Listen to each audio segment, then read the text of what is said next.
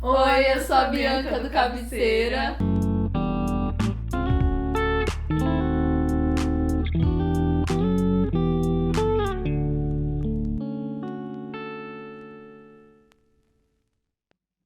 E hoje a gente tá aqui pra gravar um vídeo que foi mais minha ideia. Eu chamei a Vi pra gravar de dupla comigo, mas são 12 livros pra ler em 2024. Acho que ainda dá tempo de fazer esse vídeo, não sei exatamente quando vai sair, mas a gente tá no primeiro mês do ano, então a gente decidiu dividir 6 livros pra cada uma que a gente gostaria que as pessoas lessem em 2024 e que talvez a gente releria. Não sei, são livros bons, às vezes curtos, às vezes longos, mas pra você ler em 2024. Então você que tá meio perdido por onde começar nesse ano, a gente vai trazer aqui algumas diquinhas. Ou até mesmo livros que, por exemplo, eu comecei, parei e a minha meta é continuar lendo agora em 2024 e são livros que eu gostei, mas não sei por que parei. Bom, o primeiro livro, né, que eu já vou trazer aqui é um livro que eu estou terminando. Faltam, se não me engano, 3 capítulos. É um livro, gente, que eu peguei da Gabi, que está morando agora nos Estados Unidos, que era minha líder. Ela... Todos choram. Ela se desfez da biblioteca dela e eu peguei, sei lá, uns 12 livros de uma vez. E esse daqui é um livro que eu sempre... faltei nesse dia. Você faltou nesse dia na macro e perdeu, né? E esse daqui é um livro que eu sempre quis ler, que é A Dama, Seu Amado e Seu Senhor, do T.J. Jakes. É um livro que fala sobre as 3 dimensões do amor feminino. Então fala primeiramente que a dama precisa se amar, depois fala um pouco sobre o relacionamento da mulher com o seu marido, com o seu cônjuge, e depois do relacionamento da mulher com Deus. E ele é muito poético, é muito bonito assim de se ler, porque parece que você tá lendo assim como se fosse uma coisa muito artística. Então é um livro leve, é um livro que eu falo que é obrigatório para todas as meninas que vão se casar. Fica aí a dica. Para você entender, para você se entender melhor como mulher, para você se entender melhor como filha de Deus e para você se entender melhor também como futura esposa.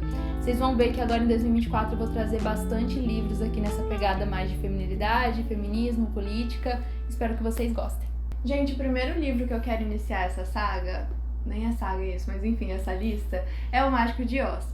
Esse foi um dos meus livros favoritos do último ano. Basicamente, é um conto, né, enfim, uma história infanto-juvenil, vamos colocar, mas é mais infantil, de uma menininha que chama Dorothy, e ela é levada por um ciclone pro mundo de Oz.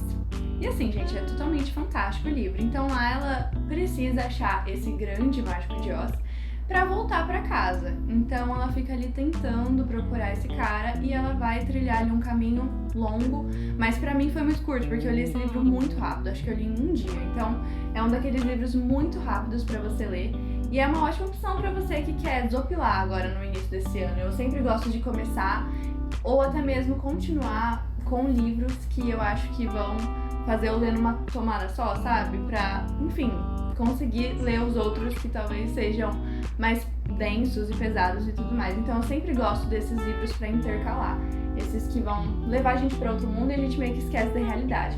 Então a Dorothy nesse caminho, nessa jornada, ela vai encontrar várias pessoas e também vai se meter em várias enrascadas.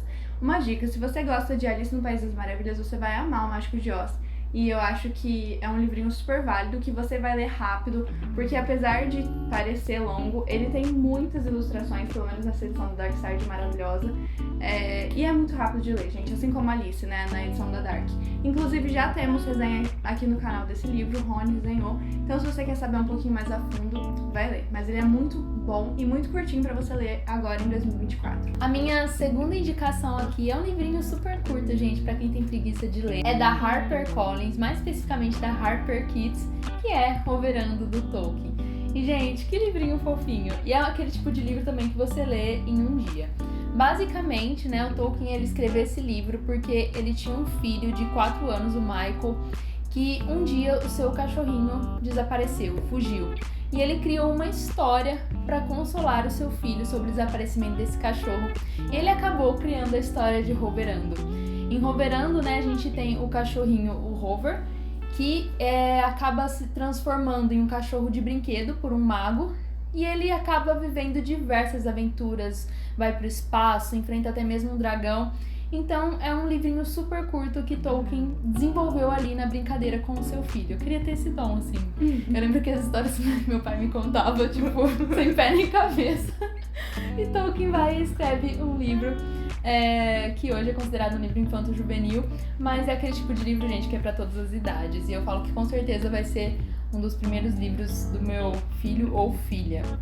É isso, fica aí a dica pra livro pequeno, pra você que tem preguiça.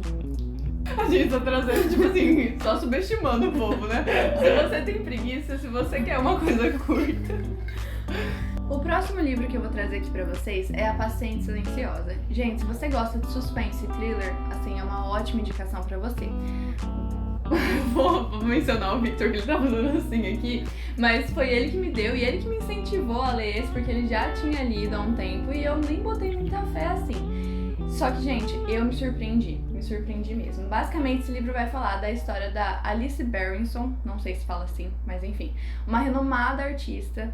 Ela era realmente muito famosa e acontece que um belo dia, ou não, ela assassina o seu marido a tiros.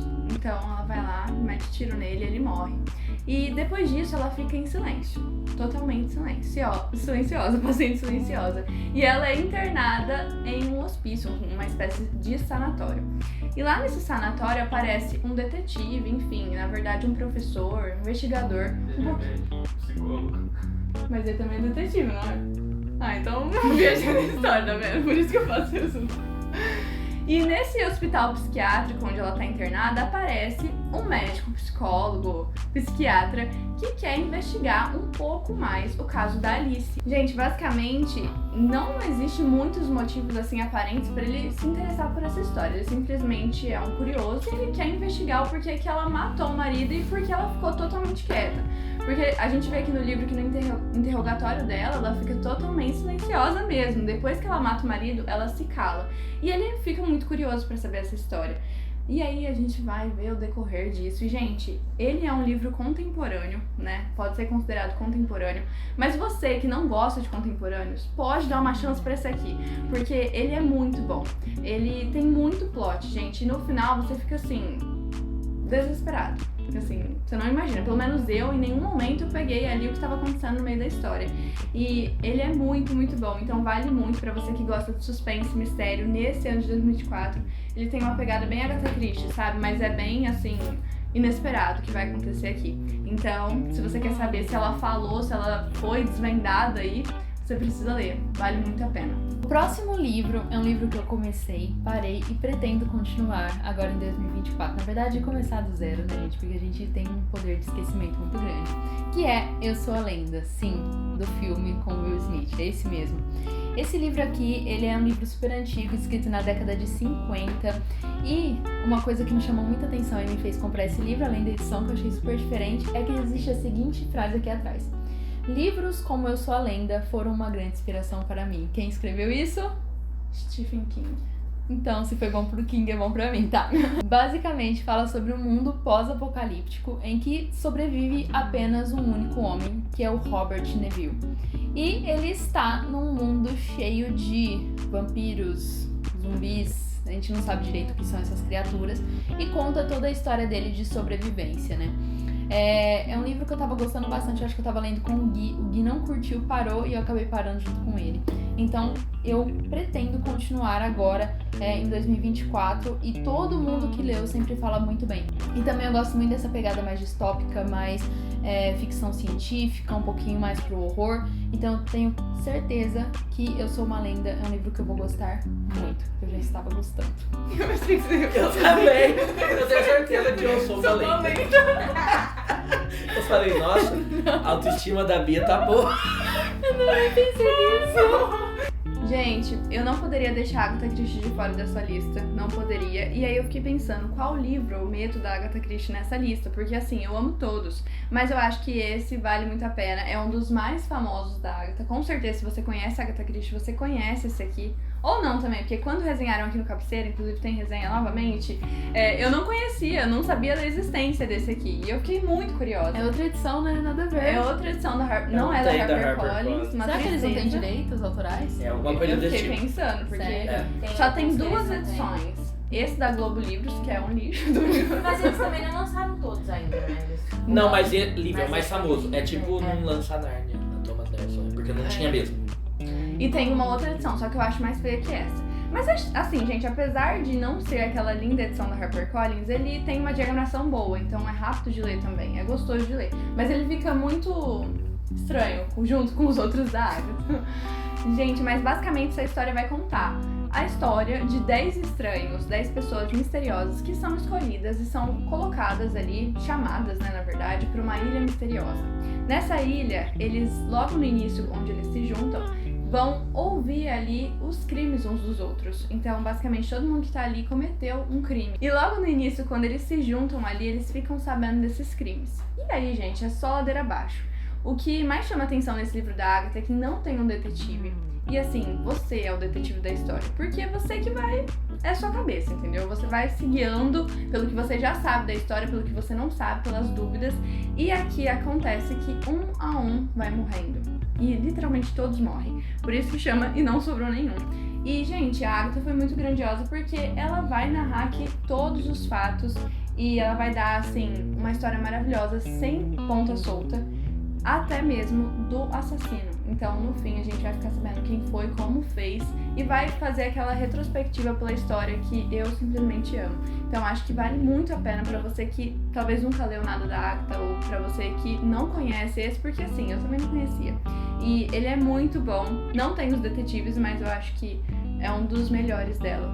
E tem resenha no canal, como eu já disse, vai assistir. E quem lembra do poema proclamado pelo Rony e pela Livinha, que foi épico aqui no nosso Mano, canal? Um ícone. Foi a melhor abertura de vídeo até Com hoje. certeza. Se você não sabe do que a gente tá falando, então procura aí. E Não Sobrou Nenhum, cabeceira, que você vai rir muito. O próximo livro é um livro que eu já li há alguns anos atrás e eu sempre continuo recomendando, caso você queira estudar um pouquinho sobre feminismo, cristianismo e assuntos correlatos, que é Feminilidade Radical, da Caroline McCulley. A fé feminina em um mundo feminista, e é engraçado que fé feminina tá no colorido e o mundo feminista tá no preto e branco, né? Isso que é proposital.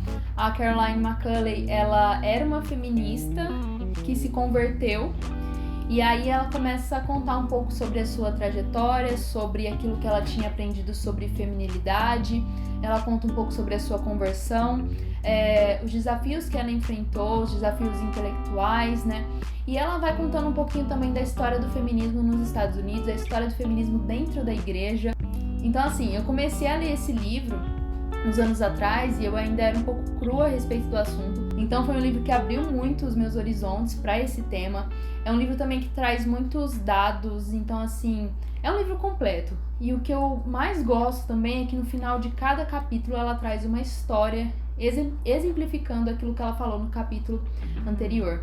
Então é um livro que não é muito curto, confesso, assim, ele tem ali mais de 300 páginas. É um livro para estudo, mas ao mesmo tempo também é um livro que você termina meio que agradecendo a Deus pela sua feminilidade, agradecendo a Deus por ter te feito mulher. Então é um livro muito gracioso, mas que ao mesmo tempo também abre os seus olhos para a realidade sobre feminismo e cristianismo. Então é um livro muito, muito bom. Depois que eu conheci a Caroline McCulley, aqui desse livro eu comecei a acompanhar ela através de palestras. Ela já veio algumas vezes aqui pro Brasil também, em algumas igrejas. Então tudo que é da Caroline McCulley eu super, super, super recomendo. Se você é mulher ou homem também, por que não?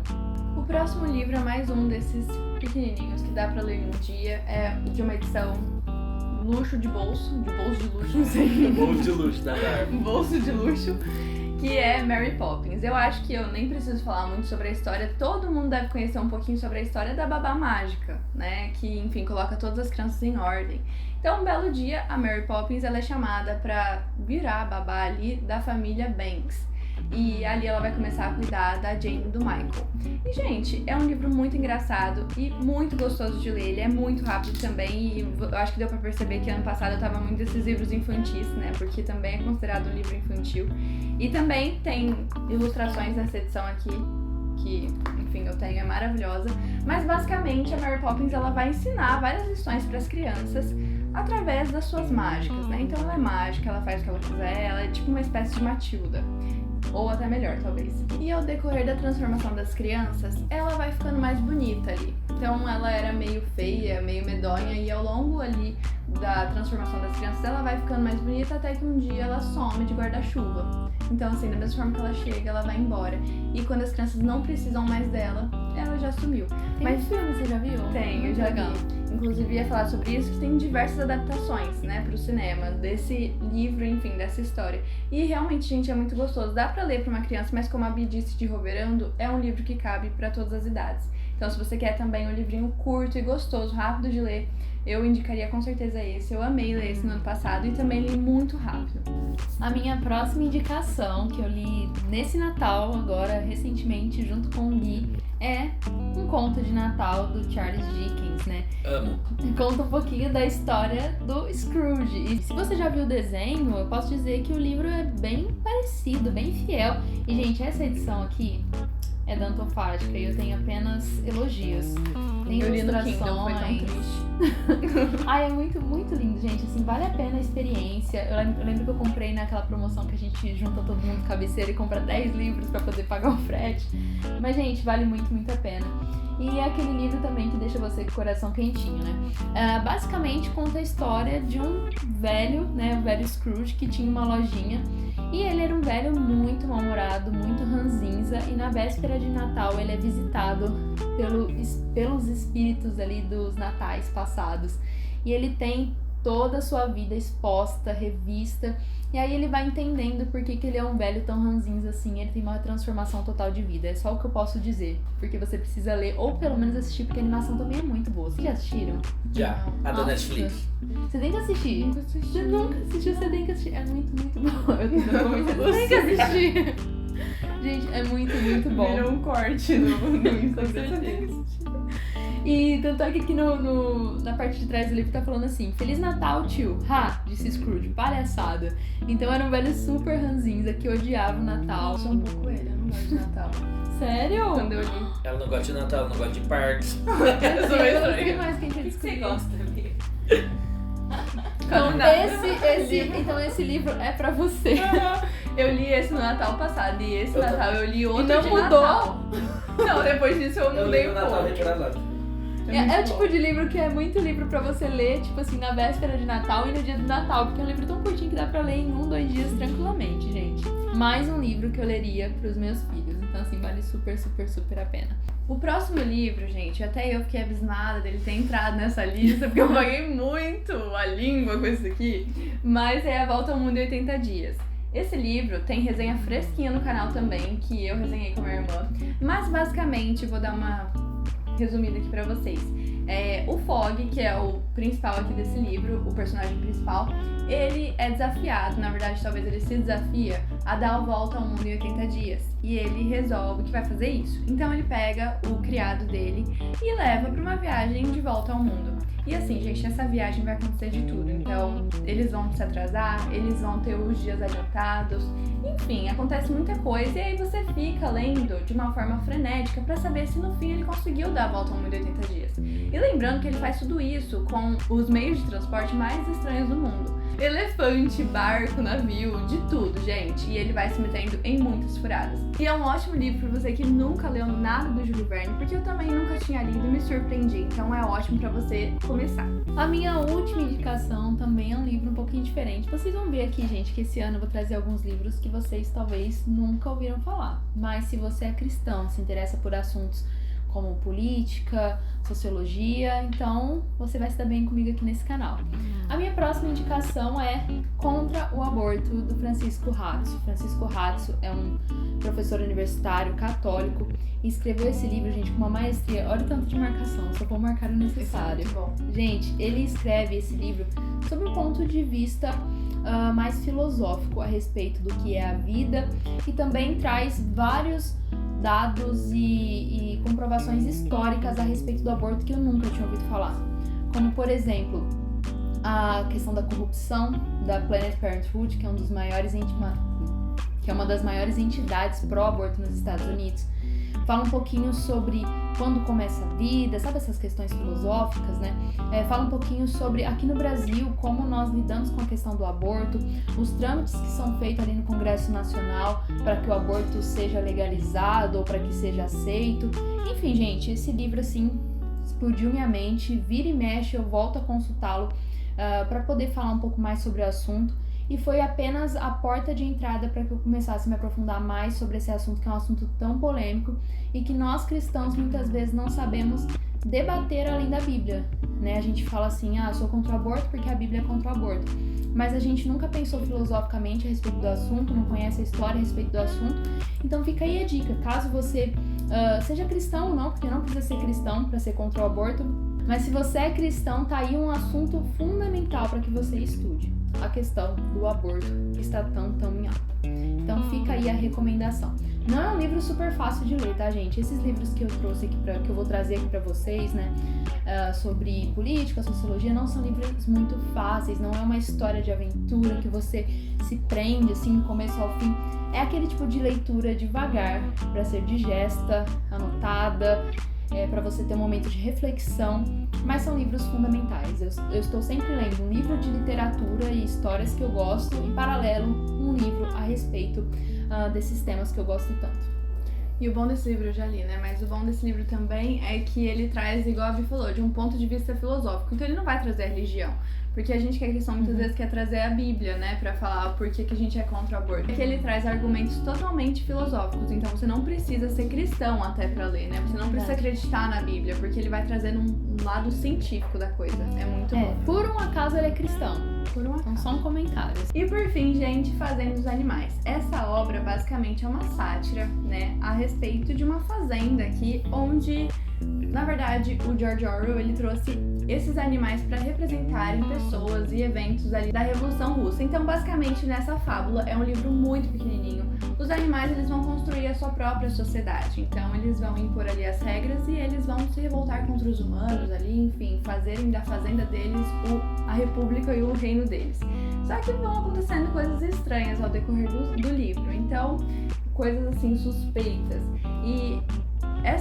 Esse livro é uma fábula, mas como eu disse, também é uma sátira, é um livro que dá pra você tirar muito além do que uma fábula. E é um livro que, se você nunca leu Orwell, eu acho que é um ótimo livro pra você começar. Eu comecei por 1984, me perdi no meio do caminho, então eu começaria por Fazenda dos Animais. Ele tem outro nome também, Revolução dos Bichos, se eu não me engano. E é um ótimo livro pra você que quer ler algo pequeno, mas que tem muito significado e muito sentido. Quando eu comprei a Revolução dos Bichos, eu achei que Fazenda dos Animais fosse outro livro de Orwell. Quase comprou igual. Eu quase comprei 2 livros iguais, com títulos diferentes, mas é isso. Bom, gente, é isso. Essas foram as nossas 12 indicações de livros para 2024. Espero que pelo menos um tenha chamado sua atenção para que você leia, porque a gente só indica coisa boa aqui. E é isso, espero que vocês tenham gostado e... Curte, comenta aqui se você já leu algum desses livros, se você ficou curiosa pra ler agora nesse próximo ano, qual deles, né? E compartilha com seus amigos essa listinha que ficou longa, mas ao mesmo tempo são livros muito úteis pra você ler nesse próximo ano. Tem, assim, pra todos os gostos, gente, então dá muito pra compartilhar com seus amigos e ler um desses que chamou a sua atenção. É isso, gente, esperamos que vocês tenham gostado. Um beijo e... Até o próximo vídeo.